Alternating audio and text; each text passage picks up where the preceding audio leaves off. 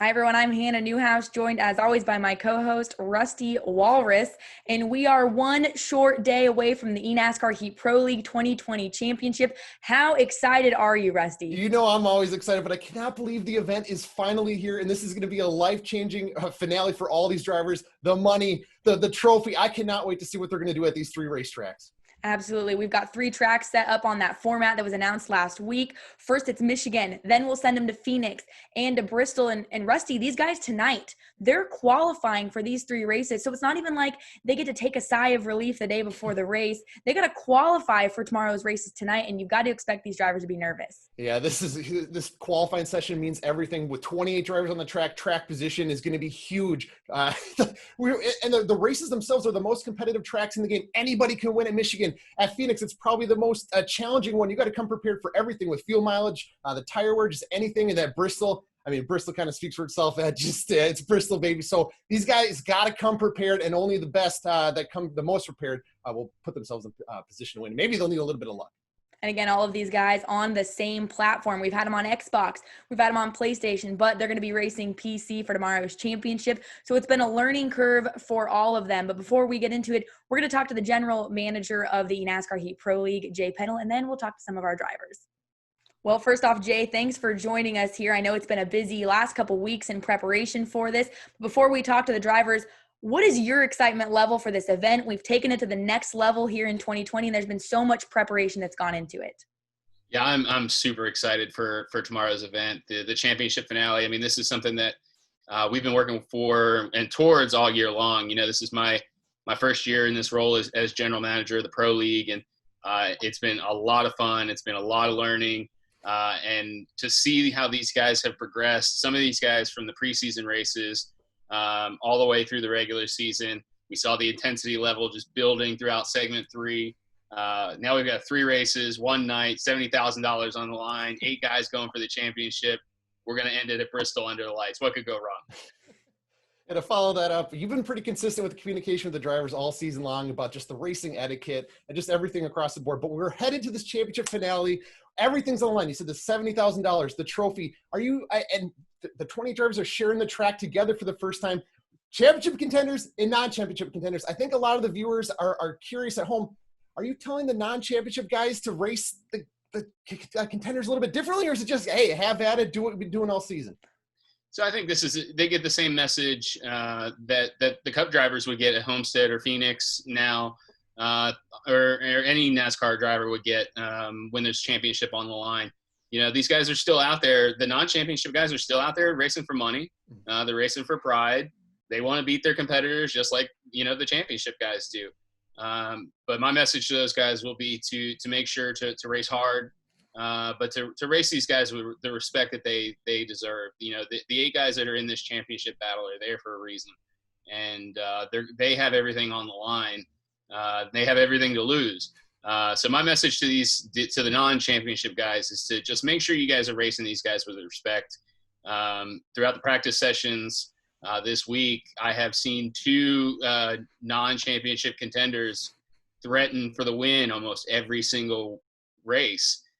So guys like Luis Sater and Matthew Selby, they will be in contention to win these races. And the championship drivers will have to deal with those guys because they're fast, they race hard, they race aggressively. And they've always been there throughout the practice sessions. And I think a few things here and there throughout the season, those 2 guys could have very easily been title contenders. But yeah, last night was a true first time that we had all the competitors on the track at the same time. I think we had 1 or 2 that weren't able to join us, but it was fun to watch. It was really, really exciting to see that many cars on the track. And especially at a place like Michigan where they can really fan out. It's been really, really cool to watch. And there's competition all throughout the field. The front of the field, it's been fun to watch guys like Justin Brooks and Josh Harbin race against each other, crossing platforms. But then all throughout the field, there's all these different battles going on. Teammates working together, teammates rubbing fenders together. So it's been cool. And let's touch on that there for the final question. You'd said it, 8 different teams, 8 different drivers. Those are the only spots that could lock into a championship. From a promotional and a competition standpoint, how perfect is this situation to crown one champion and ultimately have 8 different teams in contention for this championship? Yeah, I mean, I think it just goes to show that, the eNASCAR Heat Pro League provides an opportunity for some of these smaller cup teams to really get up there and race and contend for wins and championships. I mean, you look on the team standings. I know this is a driver. We're mainly focused on the driver championship, but Germain Gaming has essentially walked away with the team championship. And that's a team that doesn't see a ton of success on the cup side. But they're about to win the team championship. They've got a driver going for the driver championship in Daniel Buttafuoco. You look at a team like Levine Family Gaming. They got the news a couple weeks ago that they're shutting down. Josh Harbin has a chance to give them a championship. So I think it's really, really cool to see. We didn't plan it this way. It all just worked out, and it worked out just about perfect. So, I think it just goes to show that no matter the size of the team, the resources that are available for these guys on the cup side, when it comes to the pro league, it truly is an even playing field, and it's up to the guy behind the wheel really to get the job done. And I think we've seen a lot of diversity and a lot of a really, really good competition throughout the season. I think that's represented our championship finale. Awesome. Well, Jay, we'll let you get back to it. We look forward to catching up with you tomorrow amidst all of the championship festivities, and looking forward to a good race tomorrow. Cool. Thanks, guys. And shout out to you guys for everything you've done this year. You guys have been a great broadcast team and really added to our show. So I appreciate that. Awesome. Thank you. And again, we're looking forward to the championship tomorrow. But first, we're going to talk to a couple of those drivers, including Maxwell Castro with Chip Ganassi Gaming.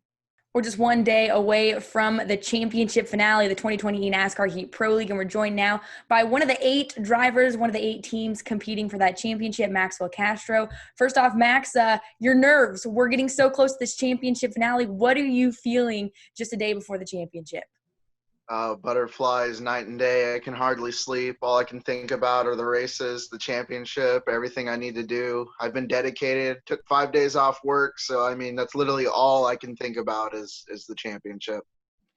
And not to add to the pressure, but we all know Chip Ganassi loves winners. He's won everything. He's won everywhere. Daytona, Indianapolis, championships, but he does not have that NASCAR trophy. What would it mean to bring that thing home to Chip Ganassi? Oh, that'd be huge. I mean, going into racing with Chip Ganassi Gaming and knowing that he likes winners, that's always been goal number one. So to bring home a championship, I think that would really satisfy that I like winners needs of Chip Ganassi.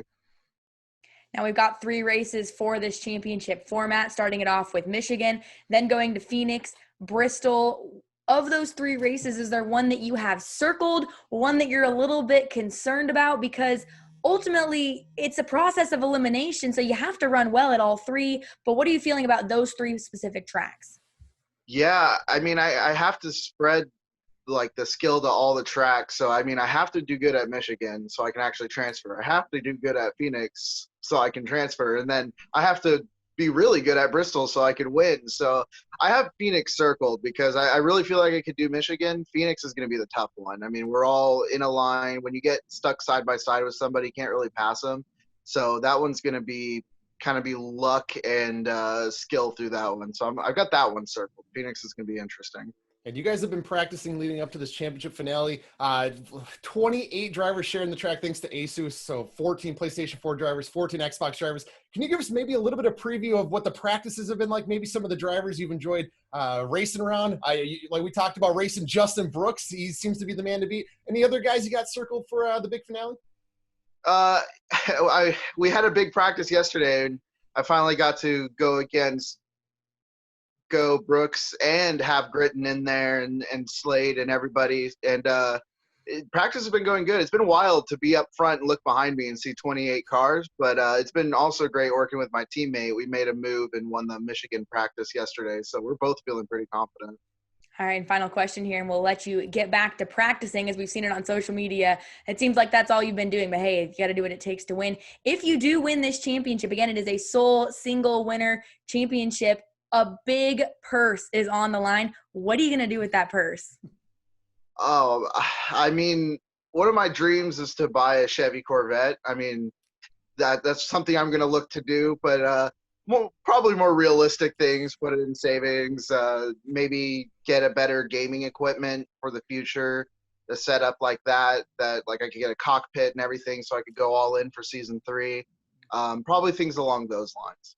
I love it. Already looking ahead to season 3. Well, Maxwell, again, good luck, and we're looking forward to watching you race for a championship tomorrow.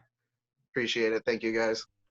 And our final driver here for this session prior to going into the championship race tomorrow, Brandyn Gritton. You've been the talk of the season, needless to say, captured wins. You're locked into tomorrow's championship race. What are the emotions and what is the pressure as you go into tomorrow's race to defend your championship title? Right now the pressure isn't that bad. It might be tomorrow, but today I'm feeling pretty relaxed. I felt more pressure last season for some reason. This year, I mean, we know we can do it. We did it last year, so that's helping me feel better. And it's two of the 3 tracks are my favorite tracks on the circuit, so I'm feeling pretty confident. I feel good about it. Well, I'm going to try to add to the pressure here. But we know about the $70,000, the trophy going back to back. But every driver all week during all the interviews, they keep mentioning your name, even the Stewart-Haas team. Do you feel like there's a target on your back? Are you going to drive a little bit differently? I know just what's going through your head with these other competitors, especially when they're name dropping you.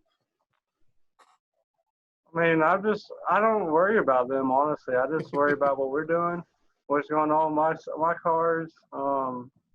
My only thing about the whole ordeal is everybody keeps saying he's the best team champion. So I want to go out there and show it wasn't a fluke. And also, I might be the best, only a team champion, but I still did win my race.